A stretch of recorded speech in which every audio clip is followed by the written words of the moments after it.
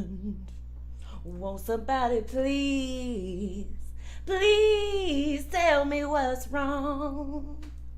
Bum, bum, bum, bum, you're just a fool. Yeah, Let the dogs out! wow, isn't that like a man stealing a woman's shine? Hey, welcome to the Black Bunny Hole. What's today? Friday, May 26th. Oh my God, it's almost June, y'all. Thank you for joining me. Welcome to the Black Bunny Hole, where I fuck around, where you can find out. I'm Sheba, and who are we about to fuck around about right now? You might have noticed by my intro, my beautiful intro, and this ticker, what's love got to do with it? And unless you've been living under a rock on this big rock earth, you will know that the legendary Miss Tina Turner has just passed on into the next level of existence, and I hope it treats her much, much better than this level, this plane of existence did. Because although we turned it around at the end, I don't know. I don't think we were as, I think we took for granted the beautiful star that we had in Miss Tina Turner. So, without further ado, let's go to a Sheba small screen and bring up our subject. Okay. Miss Tina Turner. Now, if you see here, it says she is an American-born Swiss singer. Good for her. Let's open this up a little. Oh, yeah. So, yeah. Annie Mae Bullock is her given name. Born in Brownsville, Tennessee. Seems like Brownsville is often a challenging place, filled with a lot of Black people in poverty, in many different things. Is that the one in New York? Brownsville? Is that also? Anyway, okay. She's from Brownsville, Tennessee, like Miss Dolly Parton. She November 26th, 1939. Is that when No, my mom was born in 1949. She's gonna be like, you think I'm 83? I don't. Sorry. Okay, Tina Turner, born Anna Mae Bullock, was an American-born Swiss singer. We'll learn more about why she's described as such a little later. Known as the Queen of Rock and Roll, she actually rose to prominence as the lead singer of the Ike and Tina Turner Revue. All right, let's go down to her early life, just to get a little context of where this star was born, so we can see, her arc of where she went in this whole lifetime. Okay, born to a Floyd and Zelma. They were married. She was their youngest daughter. Her father worked as an overseer of the sharecroppers. She later recalled picking cotton with her family at an early age. Can you imagine Tina Turner picking cotton? I like to imagine her in her sequin dress, But that would be honestly the only thing that could get me through picking cotton. It was the idea that one day I might be a superstar living with the love of my life in Switzerland. Okay, anyway, 2 older sisters. As young children, the sisters were separated when their parents relocated to Knoxville to work at a defense facility during World War II. Isn't that so strange? Times which are still now, where people, their parents, move just wherever the job is. Oof. So she went to stay with her strict religious paternal grandparents, who were deacon and deaconess at a Baptist church. After the war, the sisters reunited with their parents, moved them back to Knoxville. They then went to Nutbush, which she has I think a song called Nutbush Ave or something like that. Anyway, she went to elementary school there through 8th grade. She sung in the choir. When she was 11, her mama, Zelma, ran off without warning, seeking freedom from her abusive relationship with Floyd by relocating to St. Louis in 1950. I can believe it. Like, I'm not surprised that more women didn't run off to escape the lives that they were, like, saddled with. 2 years after her mother left the family, her father married another woman and moved to Detroit in 1952. If you're like, oh, okay, she was raised by her father. Nay, nay. Bullock and her sisters were sent to live with her maternal grandmother. In her autobiography, Tina was like, her parents, she didn't think that her parents had loved her and that she wasn't wanted. Her mother had planned to leave her father, but stayed once she became pregnant with Tina Turner. Well, actually, it doesn't say that. Zelma had planned to leave Floyd, but stayed once she became pregnant. So that might have been with her sisters. But I definitely see, like, pregnancy being a thing that, like, traps a lot of women in really difficult, abusive situations. And I hate that for my sisters and aunts and mothers and grandmothers.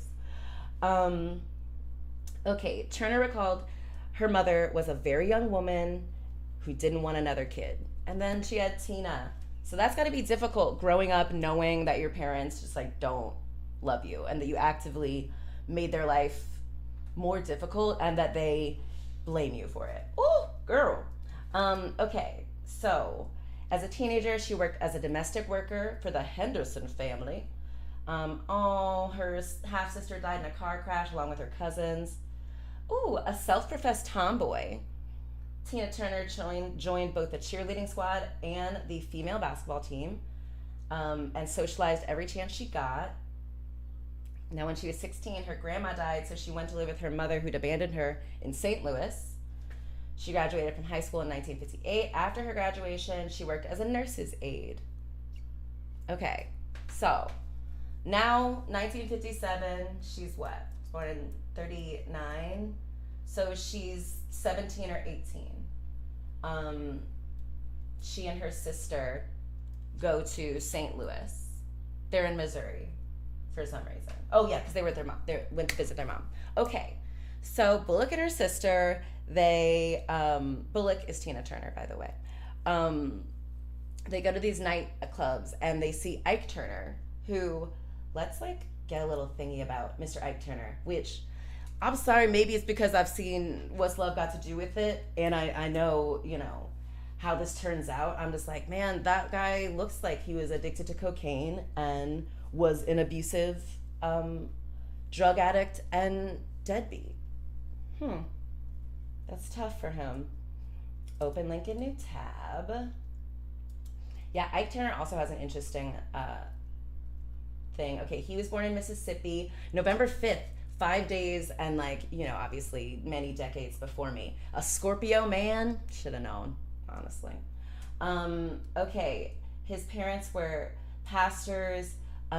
He witnessed his father beaten and left for dead by a white man. It was an act of retaliation over a woman his father was having an affair with. His mother remarried an artist who was a violent alcoholic. Ike Turner was sexually abused at the age of 6 and raped another time at the age of 12 by women who were in positions of power over him. And he credits, you know, those assaults with, you know, being why every relationship he was in was surrounded by sex. Sex was power to me. Which, okay, fine, I understand. That's all right. You know, trauma's tough. Blah, blah, blah, blah, blah, blah, blah, blah, blah, blah, blah, blah, blah. Actually, we're going to go all the way down to Mr. Turner's, I didn't know I could do that, personal life. Marriages. Ike Turner was married 14 times. He often married another woman before divorcing his existing wife, making him not only an abuser, but also a bigamist many times over. Speaking on his early marriages, he said, "You gave a preacher $2, the papers cost $3, that was it. In those days, blacks did not bother with divorces." Wow, really great representative and, you know, historian of black people. Anyway, so these are all of his marriages prior to Tina. There's 7 people. There's an Edna when he was 16, then a Velma, then a Rosalie, who, by the way, Rosalie had mental issues, so her family put her in an insane asylum. Turner tried to get Rosa out, but he never saw her again. What? What in the hell? What in the hell was going on back then? People are wild. Anyway, I bet she was just like bisexual or something, and they were like, put her crazy ass away. Get her away from the children. Okay, anyway, then he married this woman, Marion Lewis. Then he married this woman named Alice. And so this is a weird one too. According to Turner, they didn't consummate their marriage. Alice was dating his vocalist, but Turner liked her, so he married her to avoid locking heads with O'Neill. Quote, if I married her, he couldn't do anything. Okay, cool. Okay, after Alice, he became involved with Annie Mae Wilson from Mississippi. And then he lived with Lorraine Taylor, who wasn't technically his wife. It was his live-in girlfriend. Lorraine already had 2 children of her own before she had 2 sons with Ike Turner.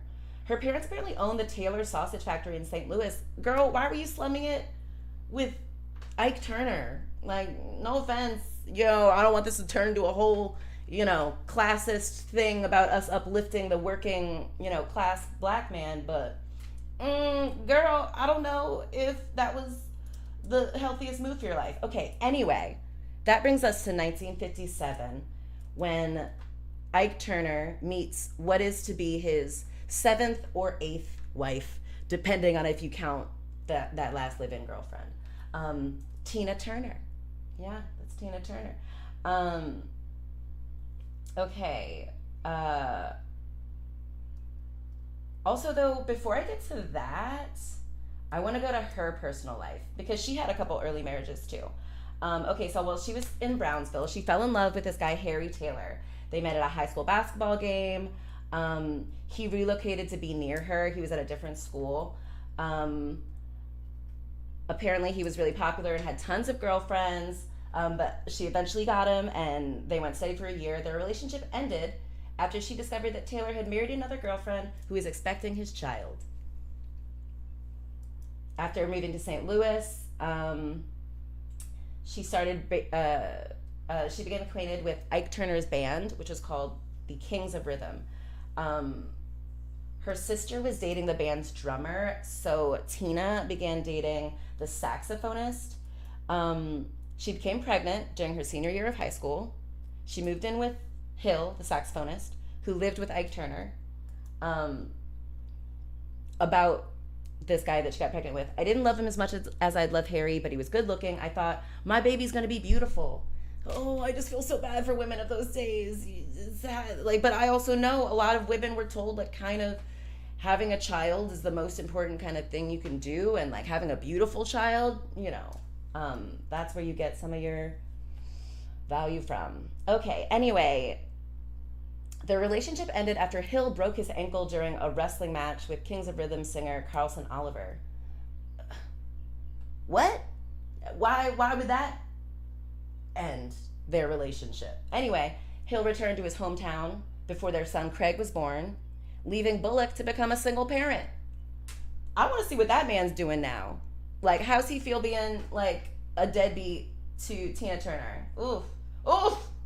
Okay, anyway. So, okay, Tina and Ike, they started off as friends, brother and sister from another lifetime, she called them. Their affair began when Ike was with his live-in girlfriend, Lorraine Taylor. They had sex when she went to sleep with him after another musician threatened to go into her room.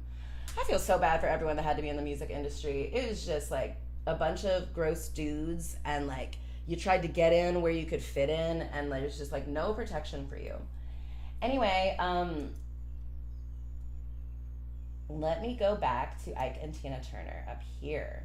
Origins. Tina saw Ike and she was so impressed with him.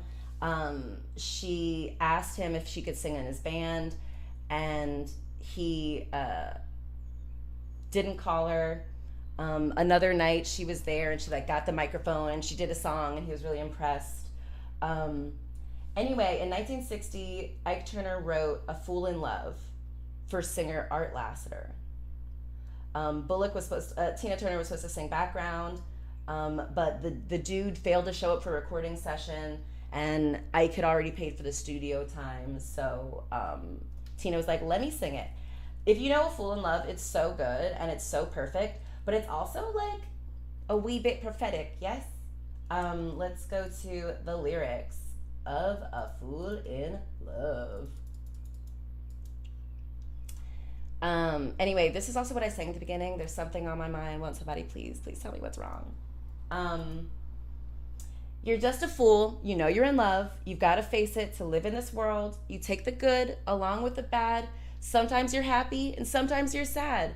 You know you love him. You can't understand why he treats you like he do when he's such a good man. Got me smiling when I should be ashamed. Got me laughing when my heart is in pain. Without the man, I don't want to live. You know, ways of action speak louder than words. Truest sound that I ever heard. I trust the man and all that he do, and I'll do anything he wants me to. And, you know, she really did. I definitely... Sorry, this is another thing. Yeah, that would be great. Oh, God. We'll figure it out later. All right. Okay, so, let me go to Sheba. No, wait. Sheba Big. Okay, so basically, you know, they're really good. Someone was like, okay, Tina's amazing. Turner actually responded, so after they were like, okay, Tina's really good, Ike was like, let's change her name to Tina because it rhymed with Sheena. He was inspired by Sheena, Queen of the Jungle, a fictional American comic book Jungle Girl heroine, and Nyoka, the Jungle Girl, to create her stage persona, which, you know, somehow feels racist. I don't know. Tina, also Sheena Turner would have been cool too, but Tina Turner is pretty good. I'll give him that, fine. He added his last name and trademarked the name as a form of protection so that if Bullock left him, like all of his previous singers had, he could replace her with another Tina Turner.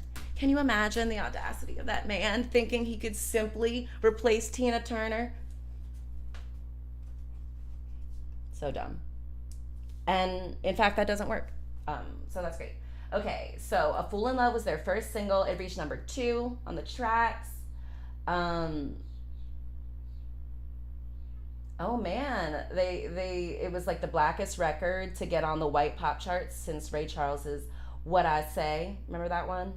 1959. Good for y'all. I love that. Okay, then after "Fool in Love," they created the Ike and Turner Review. Let's go back to her personal life really quick. After recording "A Fool in Love," Turner I'll go by Tina because Tina told Ike that she did not want to continue the relationship. He responded by striking her in the head with a wooden shoe stretcher. Turner recalled that this incident was the first time he instilled fear in her, but she decided to stay because she really did care about him. Which, like, ladies, that sounds familiar. Or men. Or anyone of any gender, if that sounds familiar. You're just a fool. You know you're in love. Okay. After the birth of their son in 1960, they moved to LA in 1962 and married in Tijuana, where, like, she said that he, oh man, took her to, what was the one? He, like, took her to Tijuana to, like, see, like, a horror show is, like, what they call it. You know. Okay. So, anyway, let's see. I can turn on origins. Early success. Yes. Doing great. Lots of mainstream success. River Deep, Mountain High was released in 1966. I love that one. That's so good. Blah blah blah. Looking great. Oh, look at her during the Soul Bowl. I thought it was Super Bowl. Blah blah blah blah blah blah. Okay, let's go down here. By the mid 70s, Ike Turner was heavily addicted to cocaine, which hindered his relationship with Turner. Apparently, he was actually very like anti-drugs, anti-alcohol until he was like 31, and he would like fire people from his band if they violated his like sobriety rules. But apparently, in whatever 1962 or three, two famous people introduced Ike Turner to cocaine, and he was hooked. Apparently, those two people allegedly were Elvis Presley and Red Fox. And it's like, dudes are very impressionable. Certainly, if a rich, famous man tells them to do something, they're like, okay, all right. I know that's been against my personal morals for all of my life, but Elvis said, okay. So, anyway, that was not a good decision. And, yeah, blah, blah, blah. So yeah, this is, if you've watched the movie, in 1976 they'd like were going to a gig and they got into a fight on the way to the hotel, and like Tina Turner like runs away across the freeway with just like a couple of dollars in her pocket. And if you like remember, like she's like, I've got my my rings, please just like call the police and help me. I was like, oh yes, Angela, a former Black Bunny whole topic. Okay, anyway, yeah, okay, so that was like a long time. That let me go back to personal life and Ike Turner. So yeah, before she left in 1978, she gave birth to their son in 1960. They moved to LA, married in Tijuana. He bought a house. They brought their son Ronnie, Turner's son Craig, and Ike's two sons with this woman Lorraine, from St. Louis to live with them. She later revealed Ike was abusive and promiscuous, which led to her suicide attempt in 1968 by overdosing on Valium. Yup, sorry, trigger warning. Yeah, she tried to kill herself. And she said, it was my relationship with Ike that made me most unhappy. At first, I'd really been in love with him. Look what he'd done for me. But he was totally unpredictable. So yeah, they got in this fight. She files for divorce on the grounds of irreconcilable differences. She asked for child support and custody of her sons. The divorce was finalized.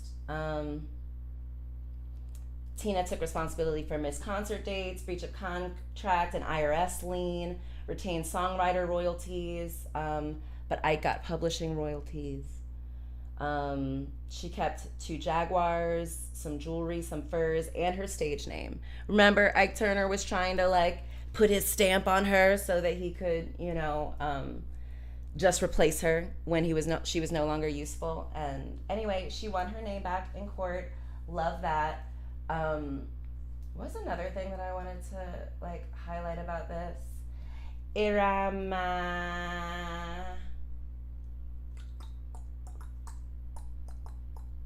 Well, whatever.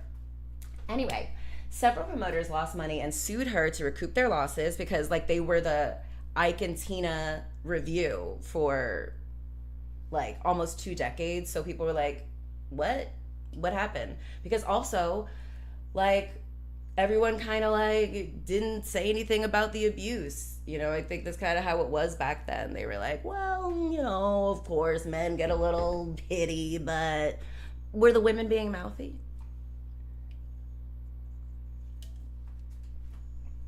That we don't know. So, anyway, Ike stated on several occasions that he was never officially married to Turner because he was legally married to another woman at the time of their ceremony. Okay, bigamist. However, they had a common law marriage and still had to go through a formal divorce. Dummy. Okay, this is also weird. He also stated that her birth name was Martha Nell Bullock, not Annie Mae Bullock. Like, shut up, Ike. God. In his autobiography, Taking Back My Name, Ike Turner stated, "Sure, I've slapped Tina. We had fights, and there have been times when I punched her to the ground without thinking, but I never beat her." Ugh. Blech. Anyway, let's see. Children. Yeah, so when so when he died, his son Ronnie Taylor, Ronnie Turner, which is him and Tina's son, who she won custody of in the divorce. He was about 16 when they divorced. He said, "I loved my father very much. You can talk 5 or 10 minutes about the bad he's done. You can talk all night about the achievements he's had. He was successful with my mom and after my mom. He won a Grammy before he died. That's a lifetime achievement." And it's unfortunate that your father ruined his lifetime of achievement by being an abusive fuck.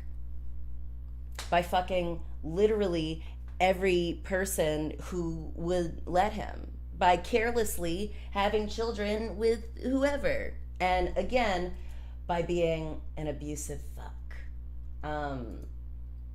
Anyway, that son who gave that quote died from complications of colon cancer in 2022. That's gotta be tough. Also, children, I think, her son Craig was also found dead in an apparent suicide in July 2018.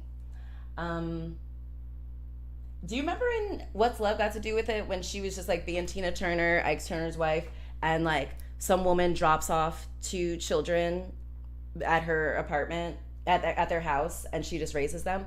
So that was her adopting 2 of Ike Turner's children. Yeah. Bloop.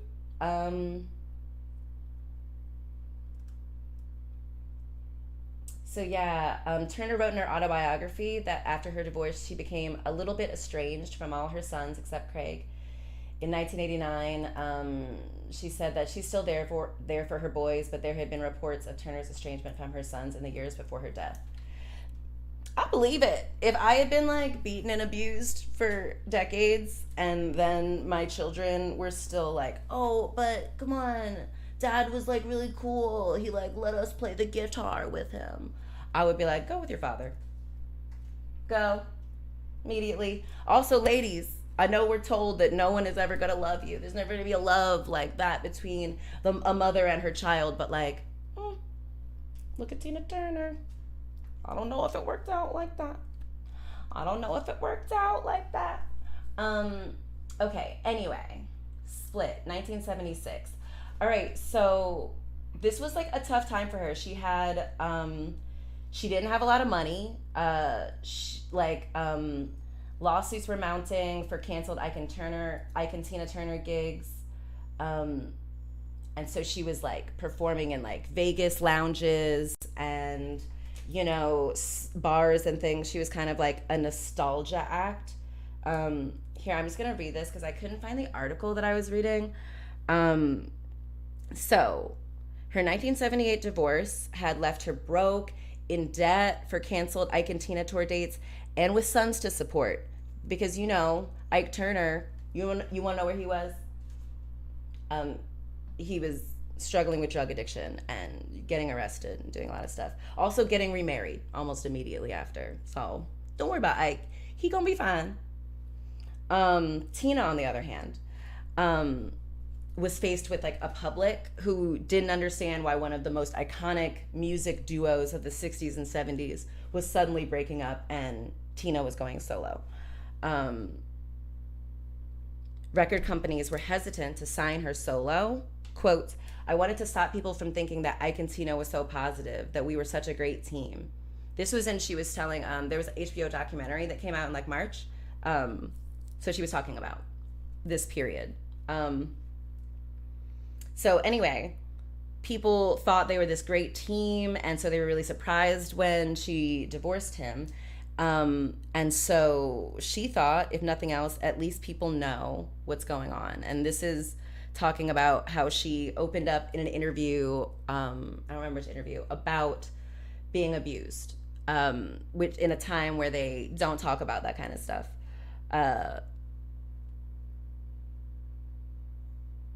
Yeah, so she opened up about her abuse during a forgotten period of her career where she was struggling to win over a record company on her own and had resorted to Hollywood Squares appearances, Vegas ballrooms, and sad cabaret acts just to make ends meet.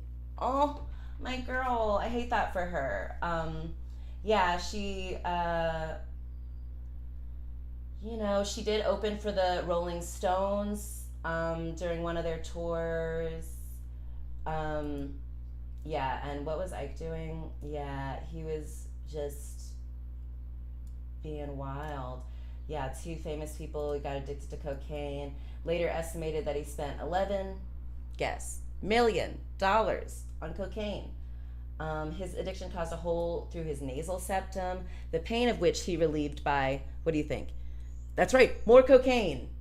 He eventually began freebasing crack cocaine. Ugh, all because of Elvis.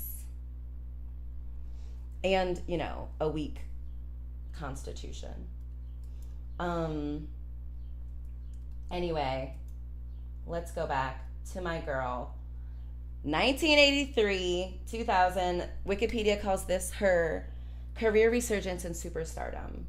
Okay, until 1983, she was like considered a nostalgia act. Here, can I boost this a little bit more?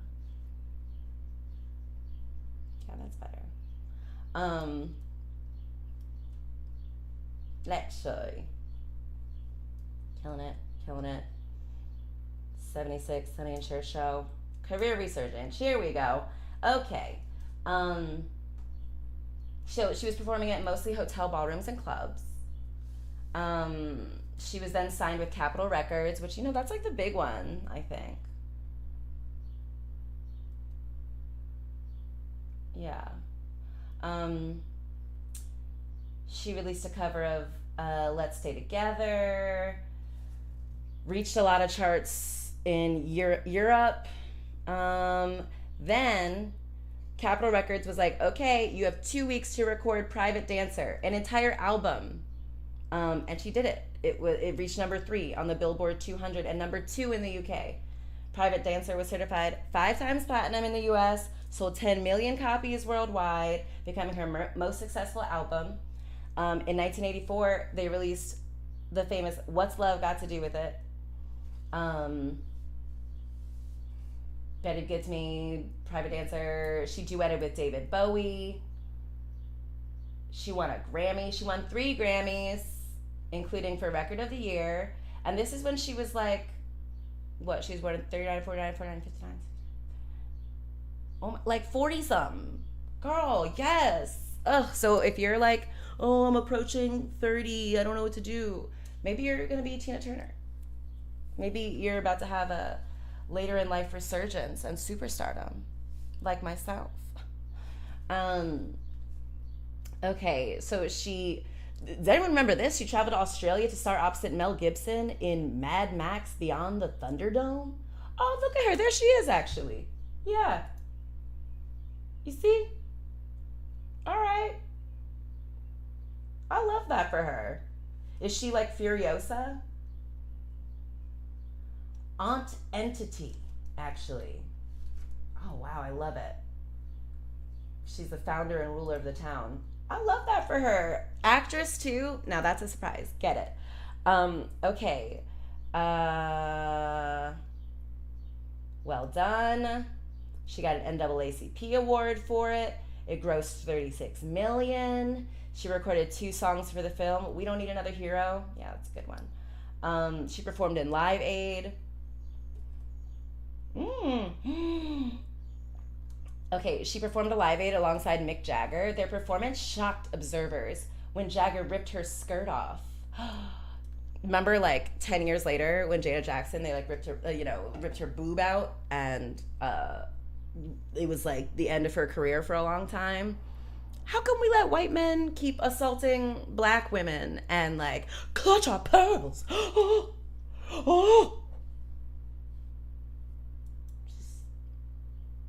Okay.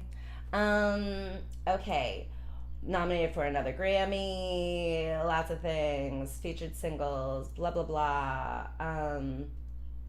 She published her autobiography, I Tina, in like 1983. It became a bestseller. She received a star on the Hollywood Walk of Fame. Um, and so let's just check it and see what Ike's doing.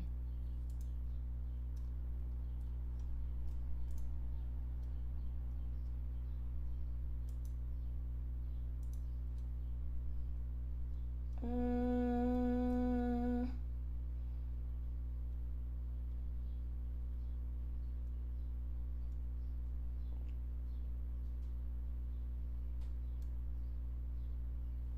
all right, he did pretty good. He broke up with Tina, found another singer, um, and kept recording stuff. Ike spent time in the studio with Shaka Khan, who said about him, he's been a real inspiration and a catalyst emotionally and in other ways as well. We plan to record together. Eh. He struggled to find success due to his cocaine addiction and run-ins with the law.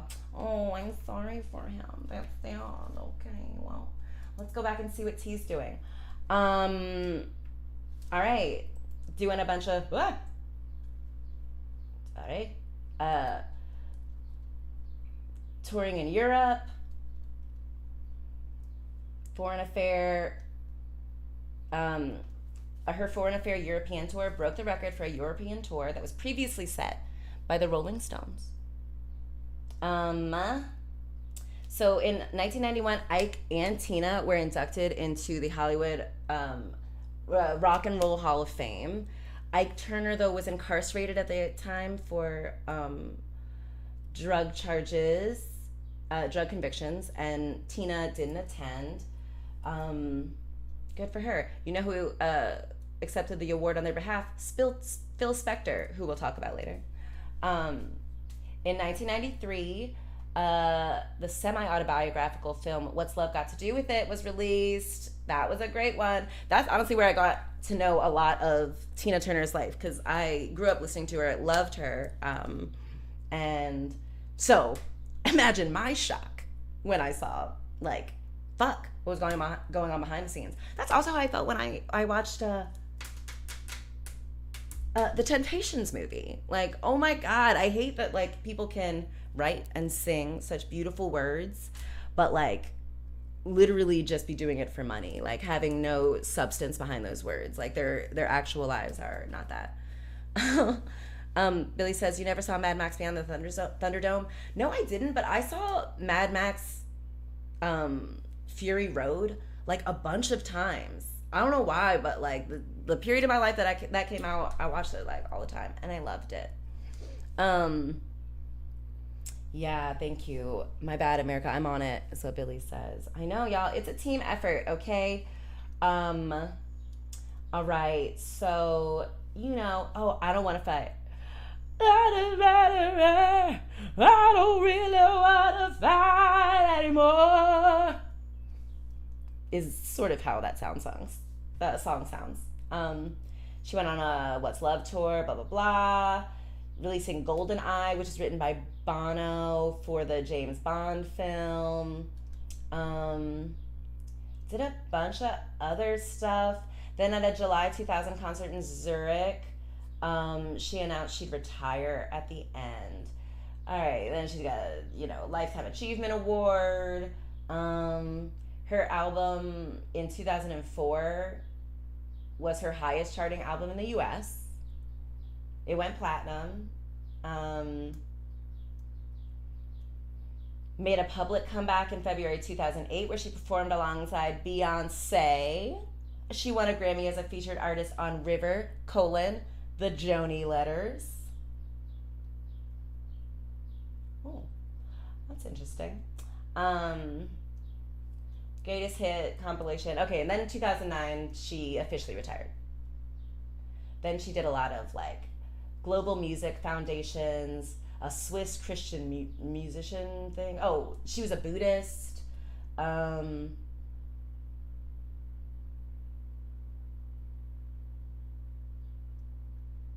A lot of stuff. A lot of stuff. She released her third book in 2020. Oh, man. Oh, in 2021, she sold her music rights to BMG Rights Management for $50 million, with Warner Music handling distribution. She was inducted into the Rock and Roll Hall of Fame as a solo artist. I don't think Ike Turner got that. That's sad for him. Oh no. Her wealth was estimated at 225 million Swiss francs, which is apparently the same as dollars. Good for her. Okay, so here are her relationships. Ike Turner, blah. So he, where was that he talked about her? Was that in the personal life? Tina Turner, maybe. Okay, so yeah, this was this quote from Ike. I still love Tina as much as I ever loved her. I wrote her a letter 5 years ago. I never sent it. I was telling her in this letter that I'm sorry for putting her and the kids through that kind of stuff. I was stupid. I was inconsiderate about her feelings. I understand today. She came from an abusive relationship and went straight to the top. Yup, you were holding her back, dude. Let's consider who among us might be making a Tina Turner, small and feel like, they have to support us and we're bringing all the talent and they're lucky to be along for the ride. Maybe we're holding them back from where they naturally will rise without us, the top. But who knows? Blah. Which is this? Ike? Okay, yeah. So this is something she wrote in 2018. And she said, as an old person, I've forgiven him, but I would not work with him. He asked for one more tour with me, and I said, no, absolutely not. Ike wasn't someone you could forgive and allow him back in. That is so smart. I am so happy for my girl, because no, I know we're supposed to have like never-ending grace for men, particularly black men who were just trying from the 60s, but nah. That's why they learn. That's why they don't ever learn. They do learn that if they're terrible, act unforgivably and abusively and horrifyingly, if they just kind of like lay low and sad sack it for long enough, some other woman is going to save them. And 4 years after being divorced by Tina Turner, he married a Margaret Ann Thomas. They divorced 9 years later. According to Turner, now, Tina suggested Anne fill in as an Ikette because although she could not sing, she was attractive. Yeah, that sounds like something Tina Turner would say. Okay, I love that for them. Blah, blah, blah. Okay, Turner was introduced to, this is Ike, introduced to this woman, Jeanette, by his son.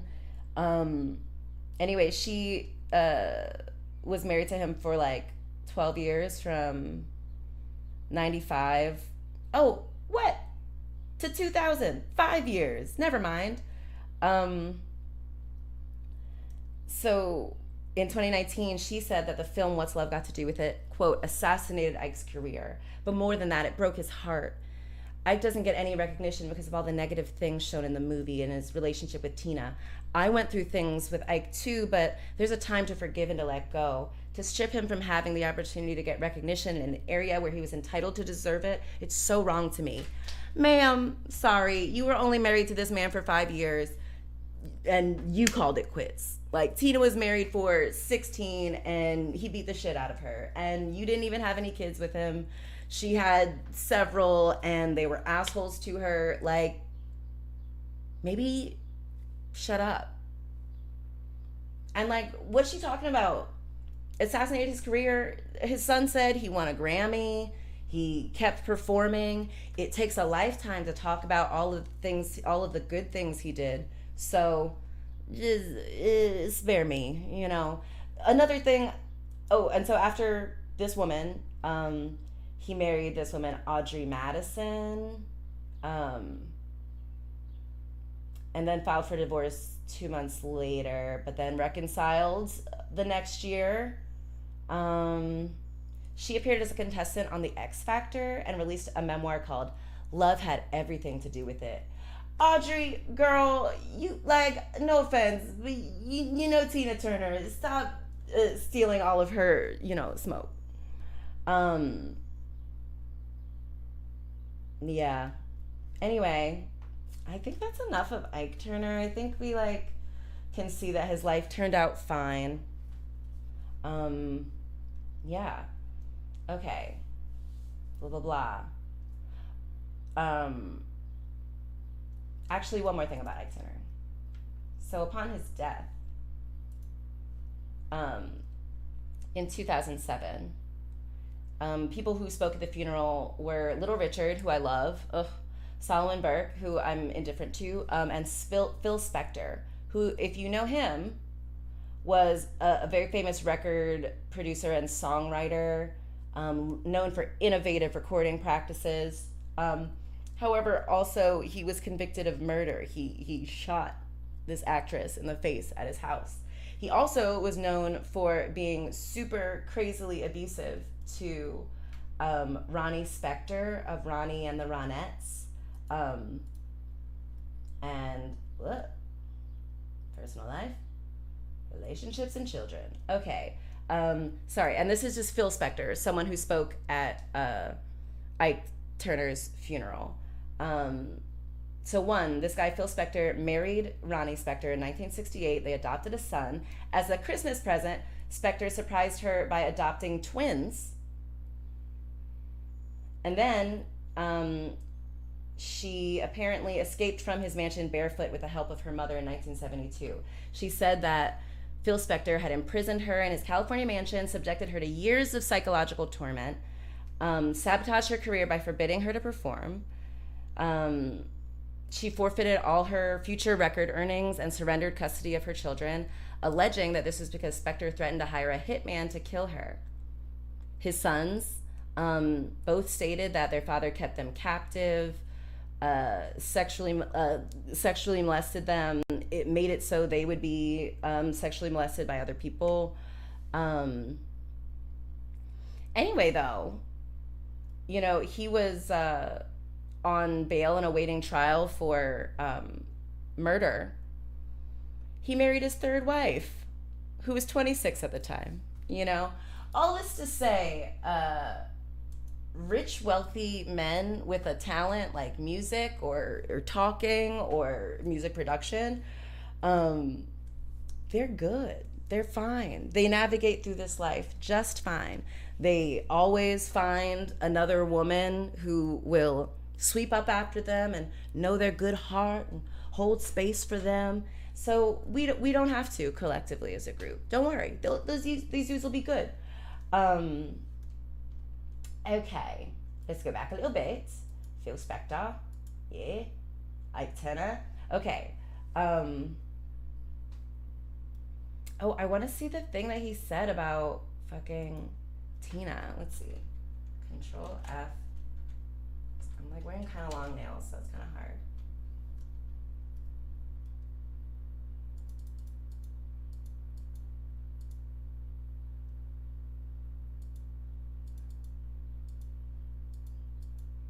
Oh, okay. So, at Ike Turner's funeral, Phil Spector, who had just was out of jail because there was a mistrial on his murder trial. There wasn't a unanimous guilty verdict.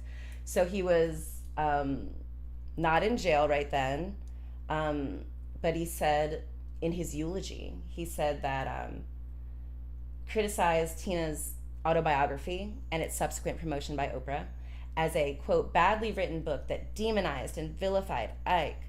Spector commented that Ike made Tina the jewel she was. When I went to see Ike play at the Cinegrill in the 90s, there were at least 5 Tina Turners on the stage performing that night, and any one of them could have been the real Tina Turner.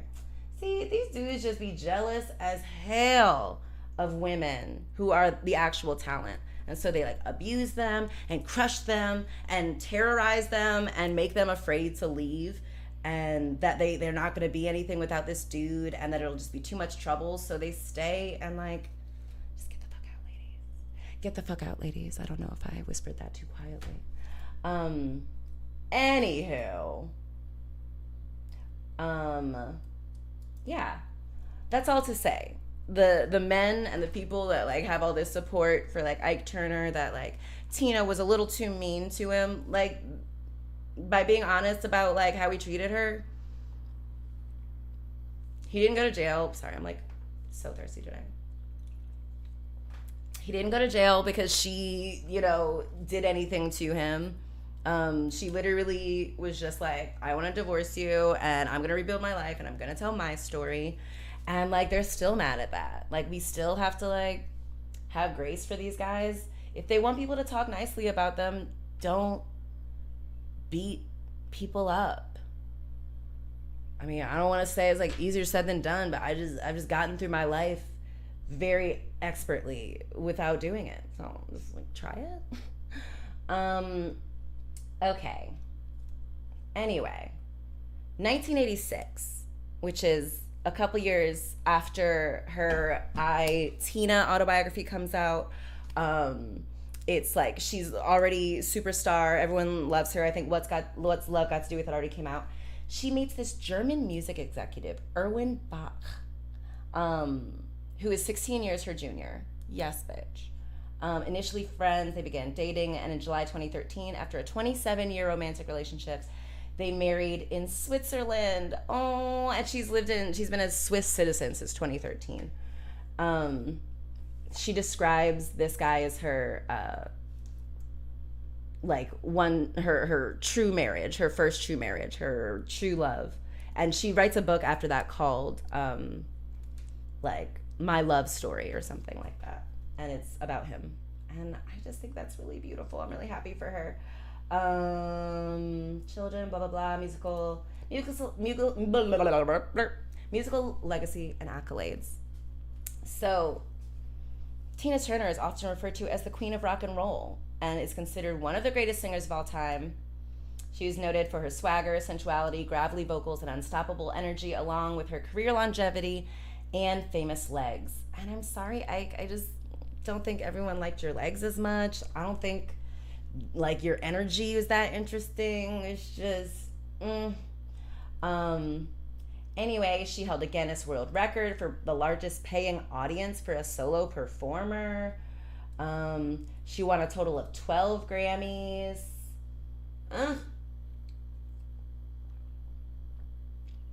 Great. She's the only female artist to have won a Grammy in the pop, rock, and R&B fields. Got a Lifetime Achievement Award from the Grammys in 2018. Yeah, a bunch of things. She was apparently the first black artist and first female on the cover of Rolling Stone.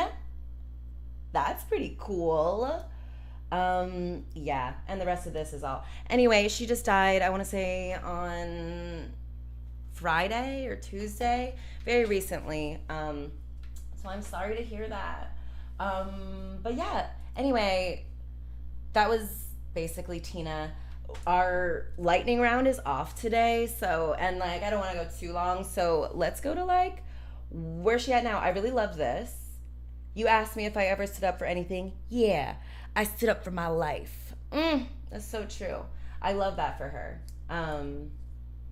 And that's totally something that I try to incorporate into my thing. People really want you to spend this lifetime like small and useful and helpful, oftentimes to a man. And girl, why? I'm really sad that it took her till 1986. She was born in 1939 to find, a true love, someone who is going to accept her in her fullness, and not like try to make her small, who's going to give her everything she wants. That's amazing. Okay, let's see. So interesting. This was from like April 2021. This is about domestic violence is the number one health issue facing black women. Black women are most likely to be killed by their intimate partners during arguments and at younger ages than all other women. Most violence against black women is intraracially by black women and goes unreported by black women. interracially by black men and goes unreported by black women. Oftentimes, black women are reluctant to report domestic violence because of lack of trust in law enforcement. They feel an obligation to protect black men in fear of being charged with trying to bring the black man down, which we've all heard. We've heard that. They don't want their families torn apart, internalizing a harmful stereotype that they're, being strong in the face of violence is a testament to their perceived superhuman strength. Anyway, cancel culture does not exist, especially when a black woman is being harmed. Ooh. The self-image of black men is privileged over the lives of black women. And I kept going back to Ike Turner and what, his wives, his ex-wives, his children, his boys had said about him, other men in the industry had said about them. And it was very like, oh, come on. Like, sure, he raped and punched a woman repeatedly and often, but he was really good at playing the guitar. Anyway, notable examples of this are Ike and Tina Turner, Chris Brown and Rihanna, Tory Lanez and Megan Thee Stallion, Quavo and Saweetie, Floyd Mayweather, I'm gonna add Mike Tyson, Bill Cosby, R. Kelly. You gotta admit, when you list it out, it is not a great look. These are some of the lyrics where we made fun of Ike and Tina. Remember that? I'm like Ike Turner. I'm Ike Turner, turn up baby. No, I don't play. Now eat the cake anime. Said eat the cake anime. Which I always hated that line. I was like, that's the worst scene from What's Love Got to Do with It. It was so like, it was such a scene that really reminded me of, my ex-husband. And just like these relationships where there's a person, an adult man, in my experience, a black man who is like very concerned about his image, but can be very jovial and loving and friendly out in public. But if you like make the wrong move, if you get a little too jokey and he doesn't like it, like, bam. Anyway, he's like, trying to joke with her and she's like, I don't want any cake. And he like shoves it in her face and hits her friend who tries to intervene.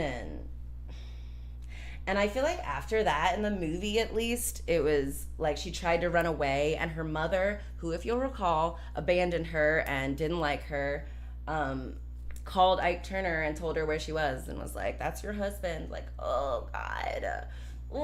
Poor women back then, just like abused, like Tina Turner's mom, abused by her husband, sees her husband being abused, but she's like, hey girl, he's rich, so oof. Really sad, and I'm really glad she was able to get out, but I'm very sad it took so long. Floyd Mayweather. Now, I don't remember this, but apparently Quavo knocked out Saweetie and like had to drag her out of an elevator. Not a great look. And like, sorry. Yeah, this is her talking about, how it's really gross that we laughed so much about her getting beat up. It's almost like, for her speaking up, we punish her by tying her forever to her abuser. She spoke up, so now we can joke about, I beat up the competition like I'm Ike Turner. Why would you want to be like Ike Turner? Not a good guy. And also, Tina Turner was alive for a lot of those things we were saying. That's wild, y'all. That's really mean. That's crazy. I can't imagine joking about someone I know's getting beat up all the time and profiting off of like making light of it. And then coming back around and being like, we support all black women. What are y'all talking about? So yeah, this is just talking more about, the Jay-Z verse, mocking a domestic violence survivor It's talking about, you have no issue maintaining support for people like Chris Brown, R. Kelly, Brad Pitt, Johnny Depp, and so on. Um, it speaks volumes how we really only ever muster up the ability to stand with and for survivors after they've already done the most challenging part, either survived or been victimized. We don't love survivors, but we do love a good story of survival. As long as you don't have to oh, wait, is the guy still alive? Well, come on, don't ruin his career. Man, I don't care about this man's career. Anyway, this woman gave up her American citizenship because we treated her so poorly. You right. She right. She did. She's like, Tina said in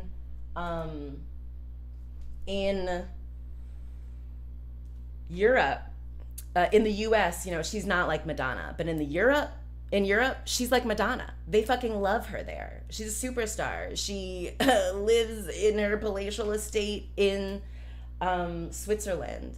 We treated her like shit. And I'm very glad that she was able to live at least the past 35 years of her life with someone who truly loved her, who truly saw what a star she was and what a powerful force she was, and not only didn't try to dim it, but tried to nurture it and tried to help heal her. And that's really beautiful. And I'll be honest, did it have to come from a white man? Black men of the 60s, what were you doing? Why did you still work with fucking Ike Turner? I get it. He's a good guitarist and he's friends with other dudes in the music industry, but just feels like nothing's gonna change if we keep, responding exactly the same way that we do each and every time. Billy says, we accept and apologize for a lot of ill behavior. Yeah, totally. Do you guys remember, was it...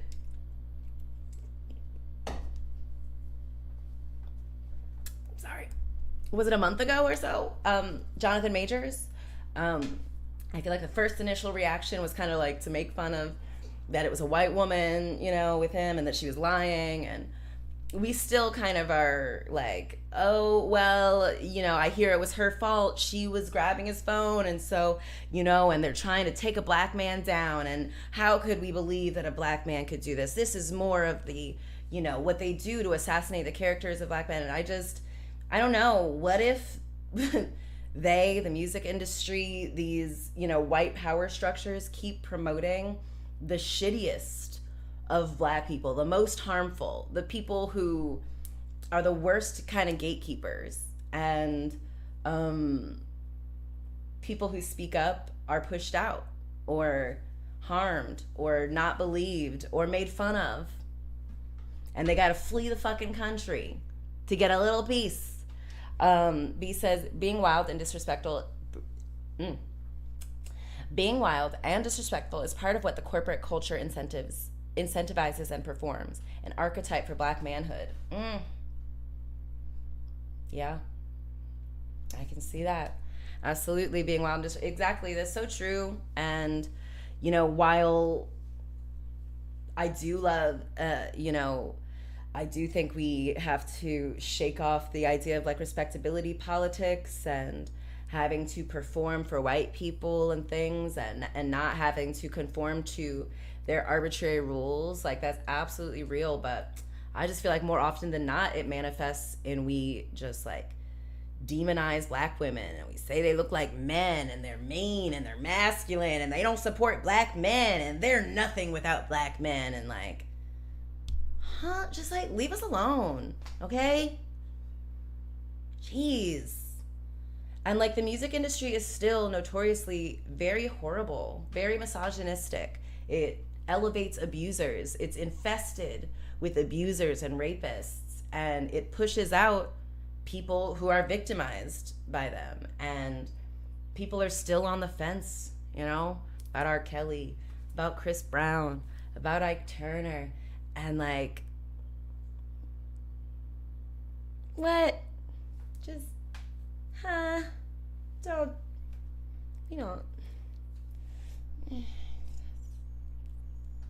I don't even. But yeah, anyway, what does it say? Let's not forget how often this icon was disrespected while she was alive. Yeah. Lots of nasty rap lyrics, jokes, TikTok skits, and yeah, that's really shameful and really embarrassed. I think we had another opportunity there to protect and support Black women, and we dropped the ball. And let's just see that we're not good at this. When there's a public woman, we're really mean to them, and we don't have a lot of grace for them. We have a lot of grace for a man who causes way more harm and gives us way less joy. Yeah, let's get it together. Cause ooh, what's love got to do with it, baby? Anyway, love that my girl Tina started a fool in love, but ended. I don't know. I thought there was gonna be a better one. Yeah, I can't think of it, but she's amazing and really awesome, and we truly didn't deserve her. So maybe let's think about who might be the next Tina Turner or someone like her, because you don't have to be an amazing singer to be worthy of safe, loving treatment and grace and the ability to rebuild and start over. But if we want more great music, maybe let's consider that someone who we know, who we're treating shitty, is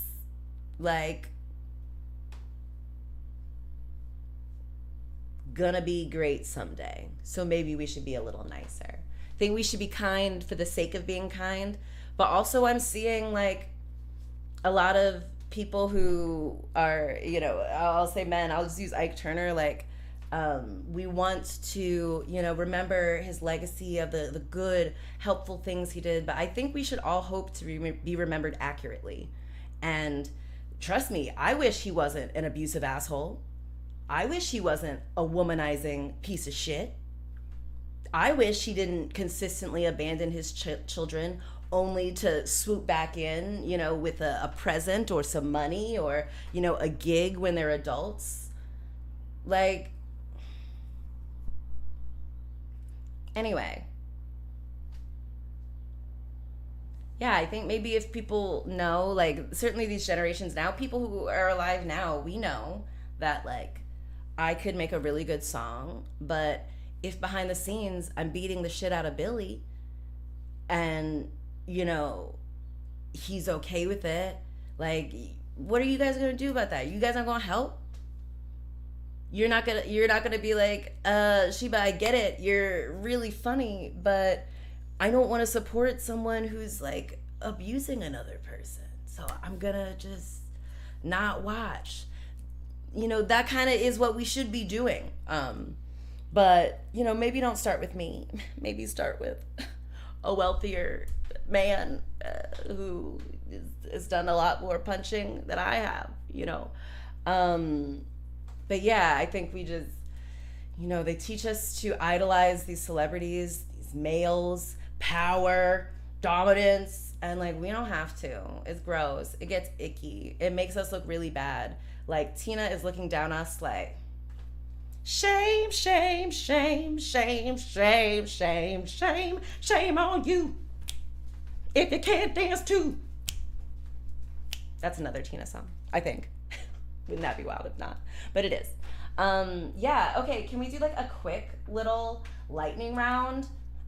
I know it's gonna be a little different today, but we'll do it quick. Lightning round. Here we go. Oh, I think we gotta fix the sound on that. But actually, I always hate when it's too loud. Okay, top. All right. We don't have a thing, so I'm just gonna do a couple things. Let's see. What do we got? What do we got? Chitlin Circuit. A collection of performance venues throughout the eastern, southern, and upper Midwestern areas of the U.S. that provided commercial and cultural acceptance for black musicians, comedians, and other entertainers during segregation. So I think it was basically, places where black people could perform and not be run out of town, maybe. So,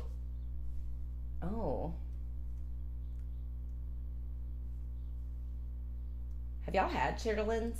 Chitlins? Ooh, the term Chitlin Circuit did not appear in print until a 1972 article on Ike and Tina Turner. That's interesting. That's a nice picture. Ugh, but why does Ike Turner always look really scary? Oh man, maybe this is back to my EMDR, but my dad also had a big bushy mustache, so I think I automatically have a little when I see a stern looking black man with an abusive history and a bushy mustache. I'm like, oh god. Anyway, chitlins. The small intestines of domestic animals. Okay, great. I have not had, I might have had them once, but probably not.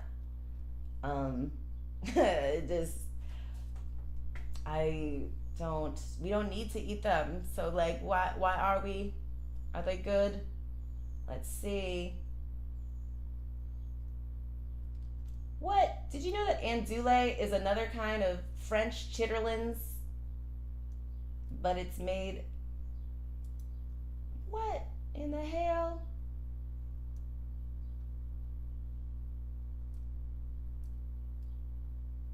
Sorry, this got a little sausage heavy.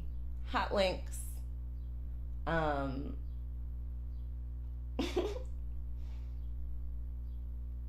Okay.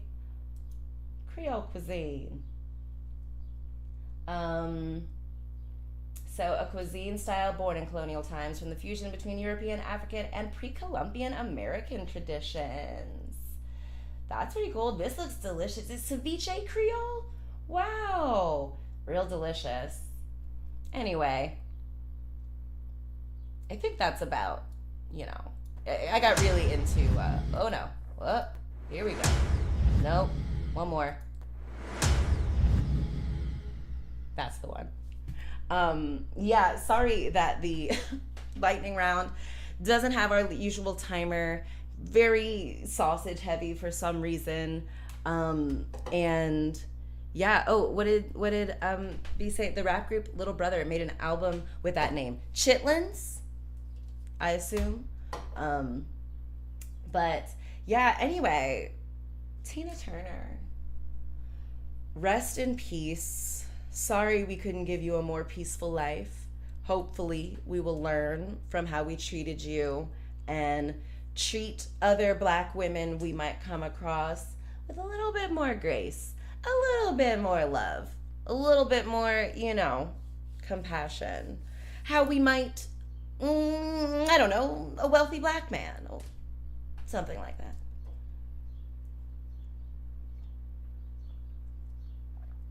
Oh, Billy says it's called Chitlin Circuit. Is that Little Brother album? Cool. Love.